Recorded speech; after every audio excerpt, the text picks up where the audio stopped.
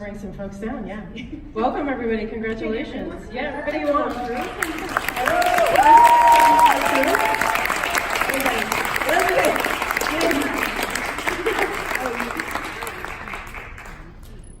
So while they're coming down, I'm going to open it up to questions from the audience in a minute, so get your questions ready. But do you want to introduce everybody? Yeah. My name is Wee. I'm the director, producer. This is Lacey. This is Maria. This is Elizabeth, producing partner, writer. This is Ali, composer, Sunrock, sound mixer, designer guy. Jin, co-producer, impact producer. So, Great, congratulations. So I just want to start out by asking you, what drew you to the story, and how did you get connected to your amazing subjects? yeah, it's I feel like it's from the outside looking in, it might be an unlikely film for me to make, but actually it's a very personal film for me, because for me, I grew up in China. I was born a girl under the one-child policy. I've always known that there existed this kind of gender equality, and when I came and immigrated to Canada and the United States, as an outsider, I fell in love with football, and the fact that football, this one sport, brings so many people together in this country. Millions and millions of people every Sunday join together to watch this game. And as an immigrant, you really want to believe in the American dream, that hard work really gets you just rewards.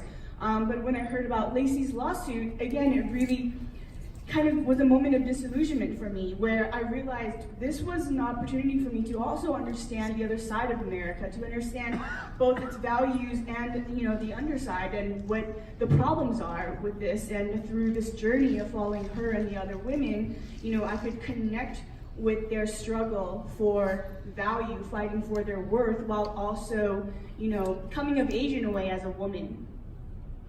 And what was it like for you, Lacey, to have a filmmaker watching you? You're struggling with the lawsuit and all this other stuff going on. What was it like to have your story? You knew your story was going to be told. Did it help? Was it harder to have someone around watching? I mean, she always found a way to show up at the most stressful times of my life. Where he's like, Lacey, I'm coming to town. I'm like, I have no furniture. We're moving to London. And there she is with a camera.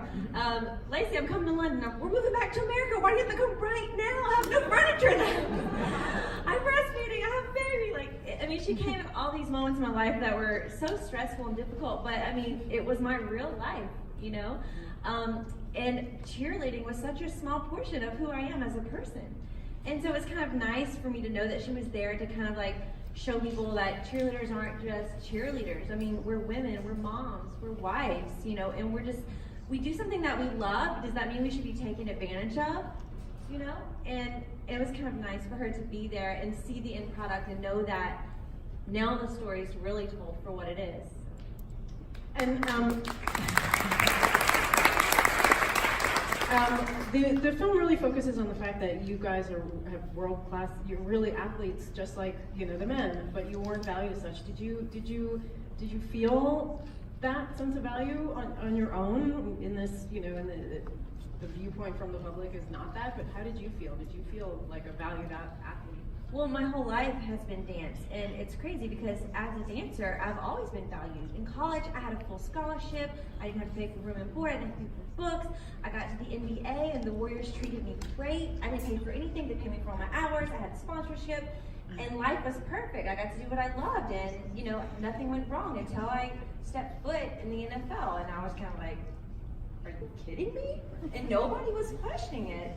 And I was getting so frustrated that everybody was like, this is just the way it is. And I'm like, but why? It doesn't have to be this way. And I love dance so much that I felt like I'm willing to give it up to fight to make it better. And I think I did that. And I haven't lost dance. I still dance all the time. It's not in front of hundreds of thousands of people. Sometimes it's only in front of 5, 7-year-olds. But the joy hasn't changed one bit for me. And performing, yeah. And why do you think it took so long? Why you were the first person to, come up with this idea? That is my question of a lifetime. Why has no one spoken up? You know what? It's because it's so hard to give up. It sucked, honestly. I missed it all the time. And, the Raiderettes, the former Raiderettes, she just doesn't get it. You know, there's so many things on paper. No, I got it, honey. I got it. Trust me. And it wasn't easy, but because I loved it and I loved you guys, my teammates, that, you know, I'm gonna change it, so. And did you have a lot of trouble, or did you have any trouble from the NFL? Or, you know, their story isn't told in this, so was that something difficult in the filmmaking process? Not really.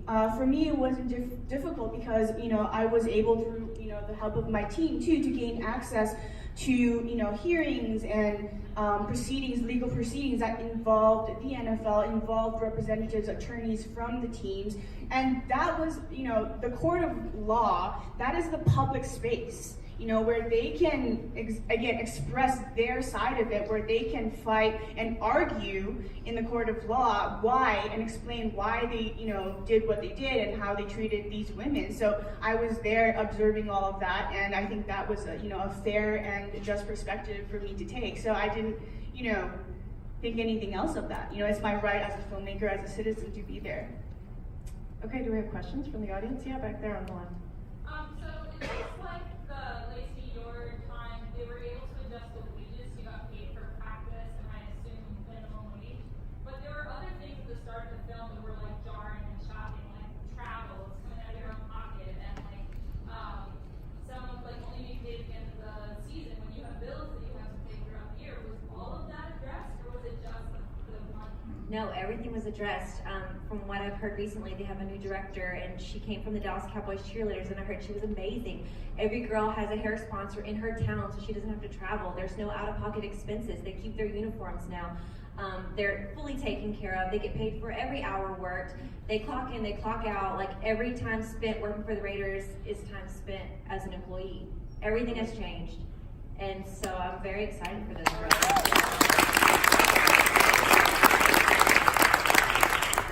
Other questions? Yes, right here.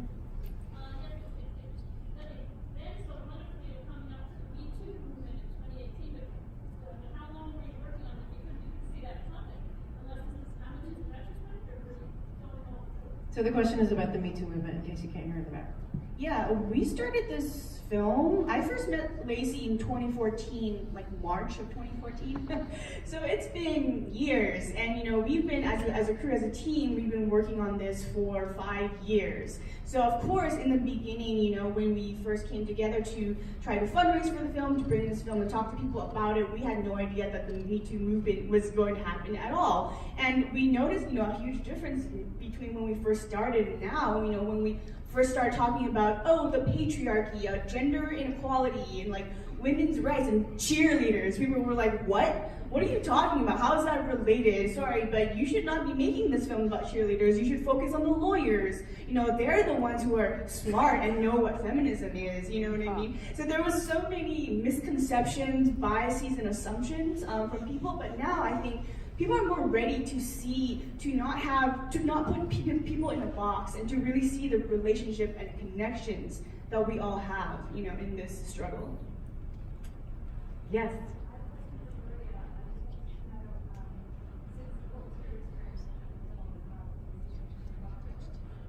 So the question is for Maria, and what was her experience making the film, and how have things changed in Buffalo? It was a great experience.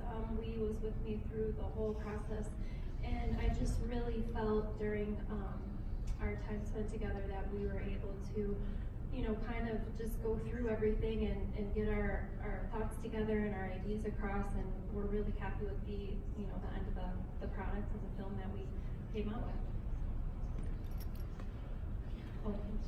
Yes, in the back. I have a question for Maria. Oh, things have changed, or yeah, have things changed in Buffalo? We'll come back to you. We're still waiting to settle, and there are still no jails, unfortunately, which I'm devastated about. I hope with Lacey's case, you know, settling and the Raiderettes doing the right thing, that the bills will take charge and do the same thing as well. Yes, now back to you. So I had a question for Maria. There's a report where they say that you're an accountant. Did that have anything to do with your open eyes about the money at some point saying, this is fun and I love it, but why aren't we getting paid? Yeah, it definitely did. I mean, as I was going through whole process and, you know, the year that I cheered, I was aware of that and the money I was spending and not getting back, and, you know, I felt like I was being taken advantage of. All the way in the back. As the, oh, no, go ahead.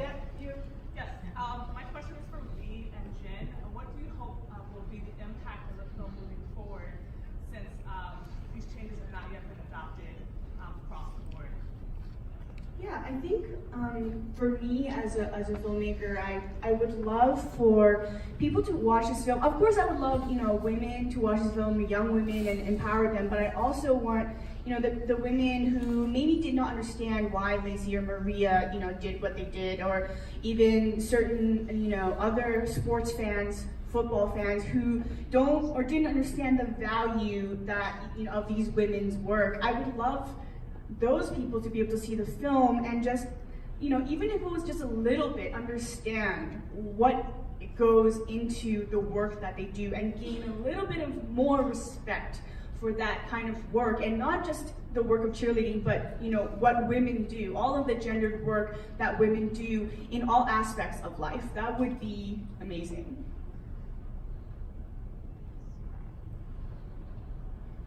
And we're going to be starting an impact campaign soon. So as we're doing the festival circuit, we are going to be connecting with people who are doing the work in closing the wage gap.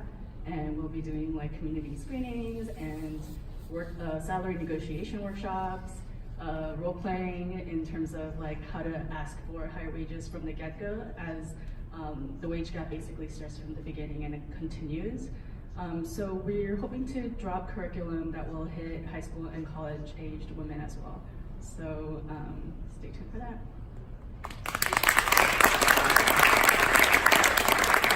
We have time for one more question. Yes?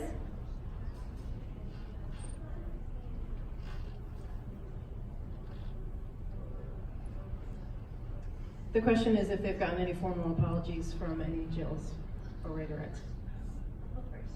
So unfortunately for me, no one's ever actually reached out to me and said, wow, Lacey, great job, thanks. You know, in retrospect, now that I'm completely out of the dance world, I saw what you were doing. But I think with this film, that's my hope. I mean, I understand they couldn't stand with me then. They didn't want to give up their dream, and I didn't ask that of them at all. I was willing to do that for them.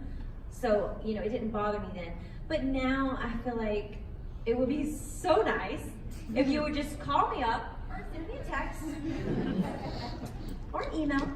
Say, you know what, Lacey, now that I'm a mom and you know, a working woman, I get it, and I saw what you were trying to do, and I really appreciate that. I mean, that would be a dream. We'll see. I'll let you know.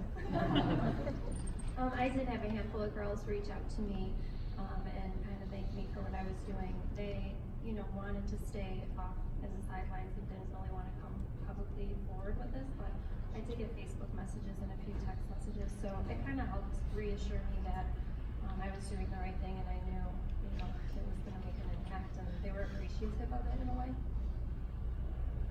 Well, we're out of time. I just want to say again, congratulations to we, Lacey, and the whole crew. Thank you all for coming. Make sure that you vote.